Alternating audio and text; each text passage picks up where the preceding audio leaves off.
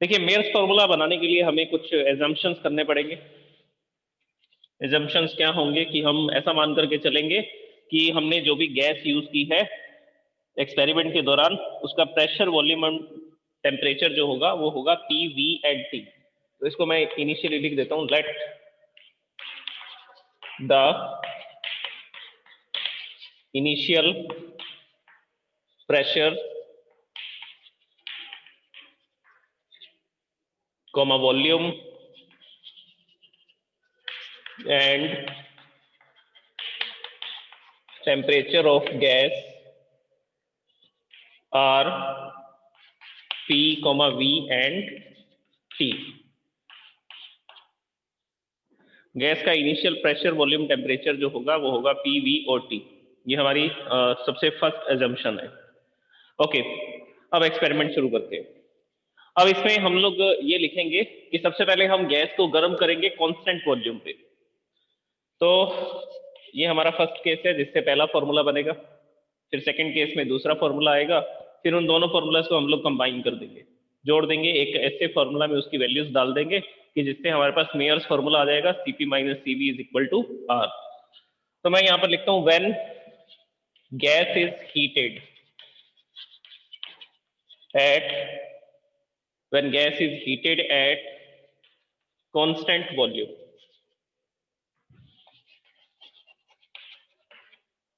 comma the temperature increases by dt। कितना temperature increase हुआ? तो आंसर है dt टेम्परेचर, डेल्टा टी या dt लिख सकते हैं, कितना टेम्परेचर इंक्रीज हो गया। लेकिन हमने गैस को कब गर्म किया? क्या कांस्टेंट रखते हुए? तो सबसे इंपॉर्टेंट बात है वॉल्यूम को कांस्टेंट रखते हुए। अगर वॉल्यूम को कांस्टेंट रखेंगे तो मैं यहां पर आपको तीन बातें बताता हूं। सबसे पहली बात, जो भी हीट एनर्जी मैं यहां पे सप्लाई करूंगा दैट इज डी क्यू, उसको क्या लिखेंगे? N C V D T. N, अच्छा ये गैस कितनी है? Volume and temperature of gas. तो यहां पर हम इसकी क्वांटिटी लिख देते हैं of 1 mole gas, R P V T. Initial pressure, volume and temperature of 1 mole gas R P V and T. तो गैस कितनी है? 1 मोल। तो नंबर ऑफ मोल की जगह तो क्या लिख देंगे? 1 लिख देंगे। तो हम एन को तो लिखेंगे ही नहीं, क्योंकि एन की जगह पर तो 1 आ जाएगा। तो जितनी भी हीट एनर्जी हम सप्लाई करेंगे दैट इज सीवी डी। अच्छा, अब आप पूछेंगे ये फॉर्मूला कहां से आया? तो अभी थोड़ी देर पहले पढ़ा था ना हमने, C V is equal to D Q upon N D T. ये फॉर्मूला स्टडी किया हमने। ये एन डी टी डिवाइड में है, यहाँ आएगा तो मल्टीप्लाई में आ जाएगा, यहां आएगा तो मल्टीप्लाई में आएगा। तो क्या फॉर्मूला बनेगा? D Q is equal to N C V यहां पर था और डी टी इसके मल्टीप्लाई में आ जाएगा। तो दिस इज द फॉर्मूला। ये फॉर्मूला तो यूज कर रहे हैं हम, जो भी हमने स्टडी किया था molar specific heat at constant volume में। ओके, तो अगर कांस्टेंट वॉल्यूम पर हम गैस को गर्म करेंगे तो उस समय जितनी भी हीट एनर्जी देंगे उसको लिखा जाएगा D Q is equal to C V D T. So this is the heat supplied to the gas. इसके बाद में वॉल्यूम कांस्टेंट है, तो यहां पर लिखते हैं if V is constant,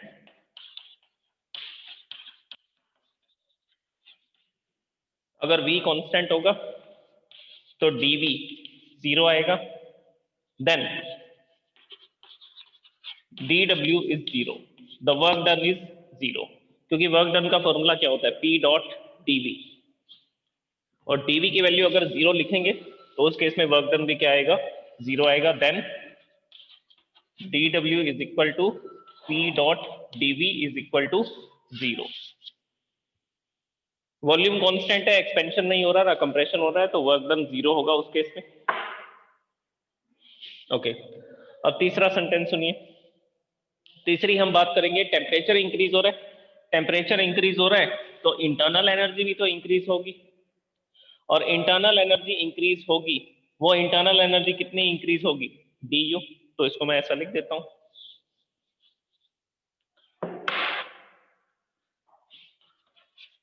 late du is the increase in internal energy, increase in internal energy, du internal energy में इंक्रीज। ओके, तो अब हम लोग क्या यूज करते हैं, first law of thermodynamics. So using first law of thermodynamics, first law of thermodynamics में क्या लिखेंगे, dq is equal to du plus dw। ये होती है फर्स्ट लॉ ऑफ थर्मोडायनेमिक्स। जो भी हीट एनर्जी सप्लाई करेंगे उससे उसकी इंटरनल एनर्जी इंक्रीज होगी, और बाकी के जो भी हीट एनर्जी हमने सप्लाई की उसके कुछ पार्ट से वर्क डन होगा। अच्छा, अब इसमें क्या क्या जीरो लिख सकते हैं, तो आंसर है आप dw को जीरो लिख सकते हो। तो यहां पर ये जो dw है इसको क्या लिख देंगे, इसको जीरो लिख देंगे। ओके, तो इस केस में ये आया dq is equal to du plus zero, work done is zero at constant volume. Okay, और dq की वैल्यू क्या थी, dq की वैल्यू थी cv dt। तो इस dq की जगह पर क्या लिख सकता हूं मैं, cv dt, या इसको नेक्स्ट स्टेटमेंट में लिख देते हैं। देखिए ये जो dq है इसकी जगह पर क्या लिख सकता हूं मैं, इसकी जगह पर मैं लिख सकता हूं cv डॉट dt, जैसा कि यहां लिखा हुआ है फर्स्ट इक्वेशन, इस इक्वेशन के अंदर, और इक्वल टू में क्या रह जाएगा du, और प्लस में जीरो है उसको लिखना जरूरी नहीं है। तो हमारी सबसे पहली इक्वेशन यहां से बनेगी, this is the first equation. The increase in internal energy is given by cv dt, is given by cv dt।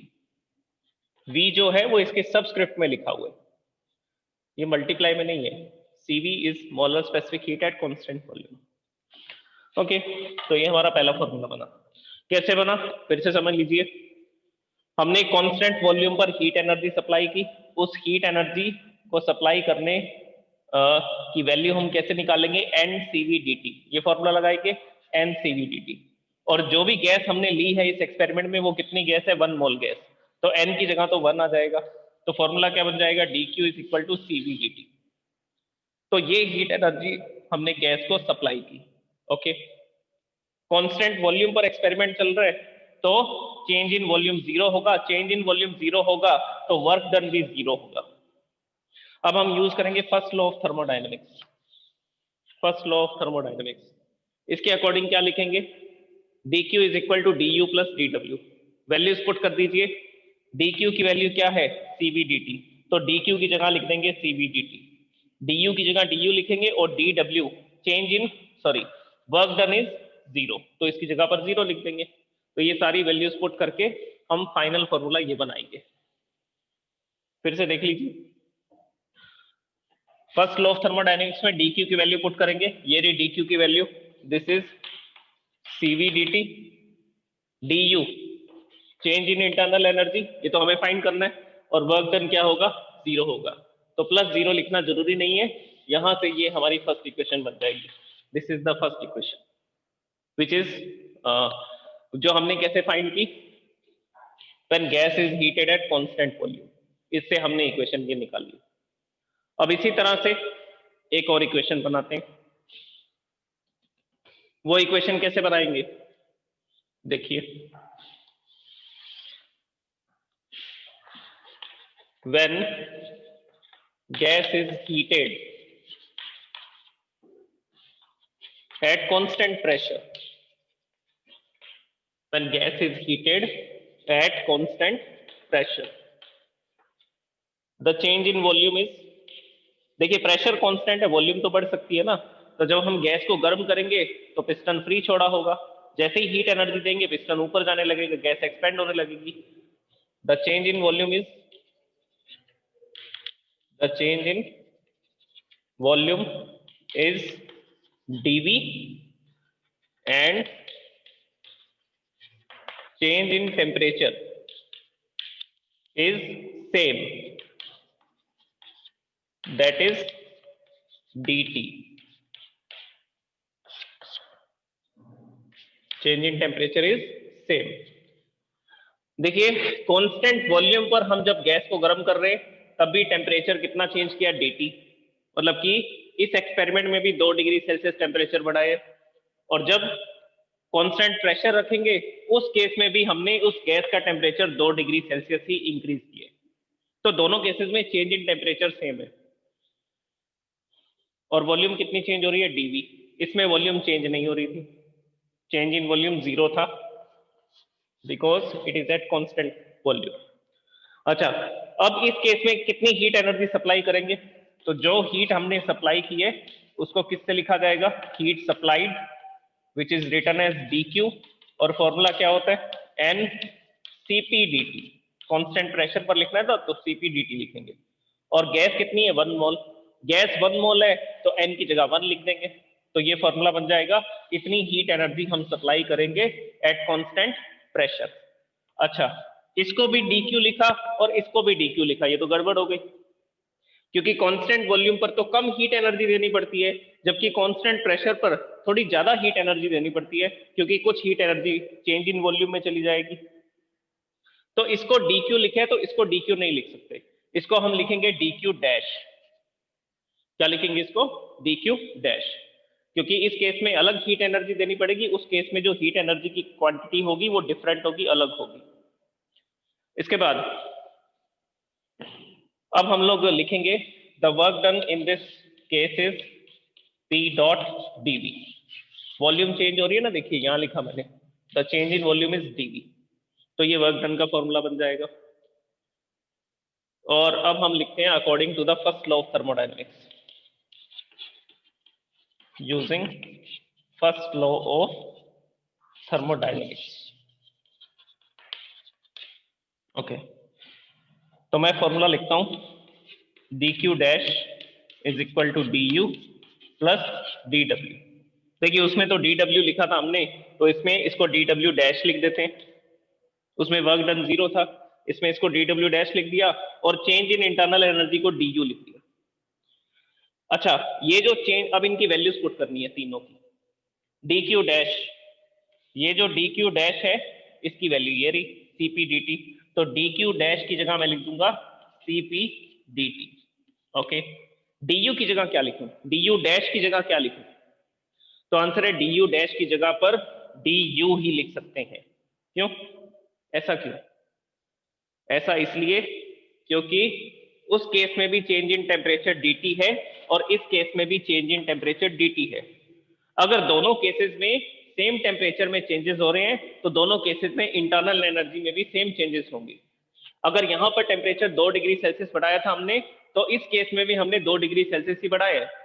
तो दोनों केसेस में चेंज इन टेम्परेचर सेम है, तो चेंज इन इंटरनल एनर्जी भी सेम होगा। तो इस तरह से ये जो du डैश है इसकी जगह पर मैं du लिख सकता हूं। इसकी जगह पर क्या लिख सकते हैं? du लिख सकते हैं। और dw डैश की वैल्यू ये रही, क्योंकि कांस्टेंट प्रेशर पर वॉल्यूम तो बढ़ सकती है ना, और कितनी बढ़ रही है? dV। तो इस केस में वर्क डन होगा, एक्सपेंशन होगा कांस्टेंट प्रेशर पर, तो ये फॉर्मूला बनेगा। बस, अब इसके बाद हमारा कैलकुलेशन स्टार्ट हो गया। देखिए सबसे पहले कांस्टेंट वॉल्यूम पर हमने कुछ कैलकुलेशंस की और उससे ये इक्वेशन फर्स्ट बनाई। उसके बाद में कांस्टेंट प्रेशर पर हमने ये कुछ कैलकुलेशंस की, और उसके बाद में फर्स्ट लॉ ऑफ थर्मोडायनेमिक्स के अंदर हमने वैल्यूज पुट कर दी कि इस केस में जो heat energy the that is dq dash, तो dq डैश की वैल्यू ये रही cp dt, ये हमने यहां लिख दी। du डैश की जगह मैंने du लिख दिया। ऐसा क्यों लिखा? उसका कारण मैंने आपको बता दिया कि यहां पर चेंज इन टेम्परेचर dt है और इसमें भी चेंज इन टेम्परेचर dt है, तो इसका मतलब दोनों केसेस में इंटरनल एनर्जी में जो चेंज होगा वो भी सेम होगा। ओके, तो ये du लिख दिया हमने, du डैश को। और इस केस में वर्क डन कितना है? P डॉट dV, ये वर्क डन लिख दिया। This is the second equation, बस अब फर्स्ट और सेकेंड इक्वेशन को यूज करना है और इससे हमारा डेरिवेशन हो जाएगा। तो देखिए अब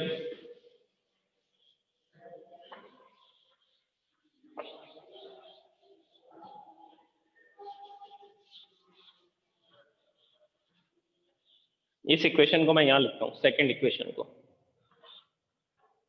the second equation is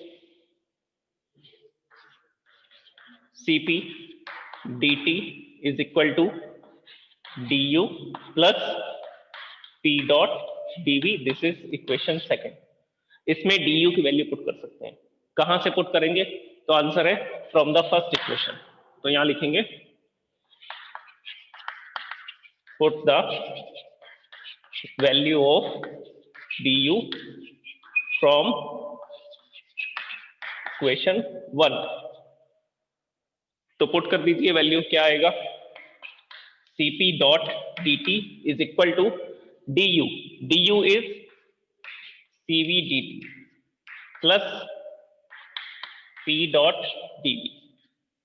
okay, ये cv dt को इधर ले आते हैं, ये पॉजिटिव है, इधर आएगा तो नेगेटिव हो जाएगा, तो इसको लिख देते हैं cp dt माइनस, ये जब इधर आया तो ये माइनस का हो गया cv dt इक्वल टू, क्या रह गया इक्वल टू में? इक्वल टू में रह गया p डॉट dv। यहां से क्या कॉमन आ रहा है? तो आंसर है dt कॉमन आ रहा है, तो dt को कॉमन लिख देते हैं। क्या लिखेंगे? cp माइनस cv, और इन दोनों के मल्टीप्लाई में क्या आ जाएगा? dt, because dt is common in both, दोनों के अंदर ये कॉमन है। ये p डॉट dv की जगह क्या लिखें? चलो एक बार इसको एज इट इज लिख देते हैं, p डॉट dv। अब हम यूज करेंगे ideal gas equation. Ideal gas equation eight constant pressure.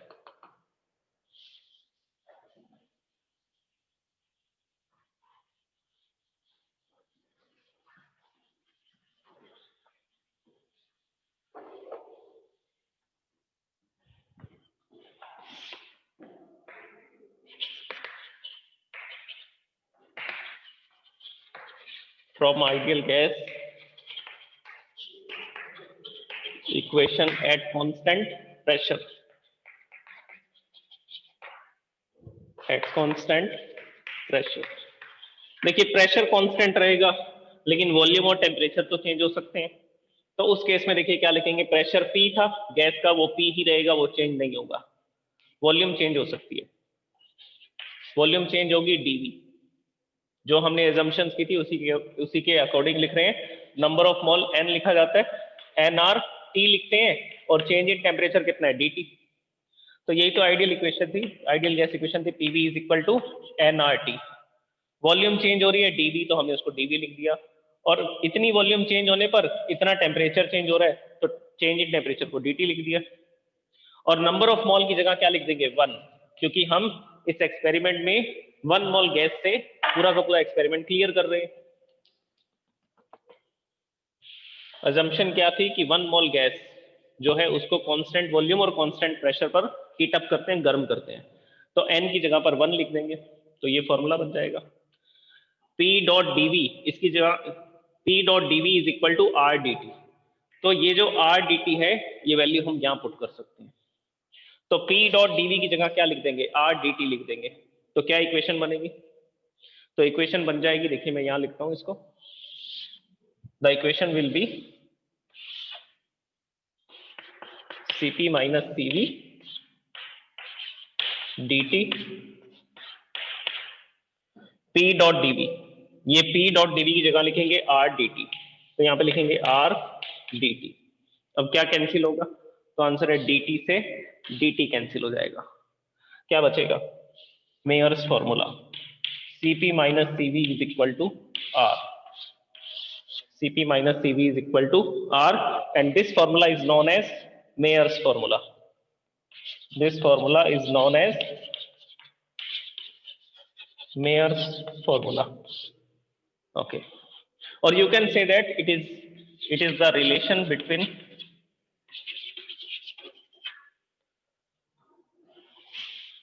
और हम ये भी लिख सकते हैं कि ये कौन कौन सी क्वांटिटीज के बीच में रिलेशन है, यहां लिखता हूं इसको।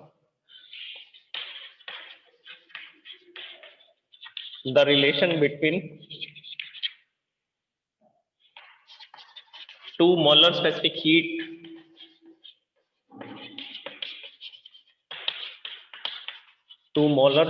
heat of a gas।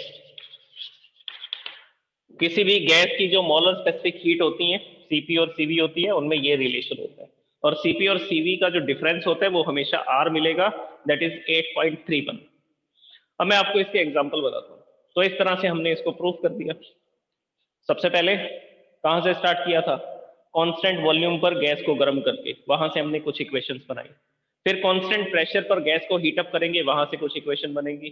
फिर बाद में हम लोग first law of thermodynamics use करेंगे और उसमें वैल्यूज पुट कर देंगे, डी क्यू डैश की वैल्यू, डी यू डैश की वैल्यू और डी डब्ल्यू डैश की वैल्यू। तो तीनों वैल्यूज पुट करके हम इसको सॉल्व करेंगे, और सॉल्व करने के बाद ये फॉर्मूला बनेगा। और लास्ट में आइडियल गैस इक्वेशन से क्या करेंगे, पी डॉट डीवी की जगह क्या लिख देंगे, आर डी टी। तो पी डॉट डीवी की जगह आर डी टी लिख देंगे, dt से dt cancel, cp minus cv is equal to r. This is known as Mayer's formula, and this is the relation between the two molar specific heat of the gases. अब example सुनिए, example से तो interesting है सबसे।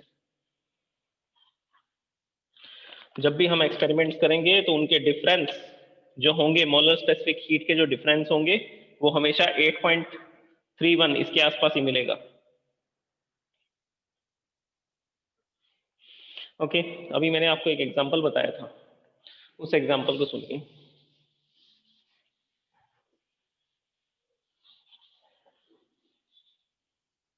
चलिए कुछ gases के बारे में लिख देता हूं मैं। सबसे पहले मैंने हाइड्रोजन गैस के बारे में लिखा था। अच्छा, क्या क्या लिखने वाले हैं हम, Cp और Cv। Here I am writing Cp and here I am writing Cv. First one is hydrogen. Hydrogen के लिए Cp की वैल्यू मैंने कितनी बताई थी, 28.8। Cv की वैल्यू कितनी थी, 20.4। डिफरेंस आएगा 8.4 के आसपास, 8.3 समथिंग आता है, तो 8.4 के आसपास आएगा। तो इनको आप माइनस करेंगे, ये हाइड्रोजन गैस की Cp है, molar specific heat at constant pressure. ये हाइड्रोजन गैस की Cv है, molar specific heat at constant volume. इन दोनों को जब आप माइनस करेंगे तो आपको 8.3 के आसपास आंसर मिलेगा। That is universal gas constant which is written as R, capital R, जिसको किससे लिखा जाता है, आर से लिखा जाता है। इसी तरह से और एग्जांपल देखिए, जैसे हीलियम गैस होती है, उसके CpCv मैं आपको बताता हूं। हीलियम,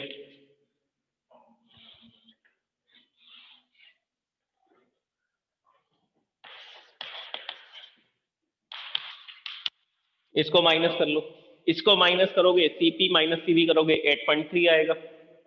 इसी तरह से और गैसेस के भी लिख सकते हैं, जैसे नाइट्रोजन के, ऑक्सीजन के। नाइट्रोजन का होता है 29.1, 29.1 एंड 20.8। ये डिफरेंस निकालेंगे, फिर से ये डिफरेंस किसके आसपास आएगा, 8.3 के आसपास आएगा। ऑक्सीजन के लिए लिखेंगे 29.4 एंड 21.1। ये इसके CpCv हैं ऑक्सीजन के। ओके, तो ये 3-4 मैंने आपको एग्जांपल्स बताए। हाइड्रोजन गैस को पिस्टन लगे हुए कंटेनर में गर्म करते हैं तो इतनी हीट एनर्जी देनी पड़ती है, और 1 मोल हाइड्रोजन गैस को क्लोज कंटेनर में गर्म करते हैं तो इतनी हीट एनर्जी देनी पड़ती है। और इन दोनों का डिफरेंस हमेशा किसके बराबर आता है, आर के बराबर, दैट इज 8.31 इसके आसपास आता है। तो जो भी आइडियल गैसेस होंगी नॉर्मल प्रेशर पे, नॉर्मल टेम्परेचर पे, तो उनका जो डिफरेंस आएगा, उनके मोलर स्पेसिफिक हीट का डिफरेंस 8.31 ही होगा, अप्रोक्सीमेट, लगभग। So this is all about the Mayer's formula.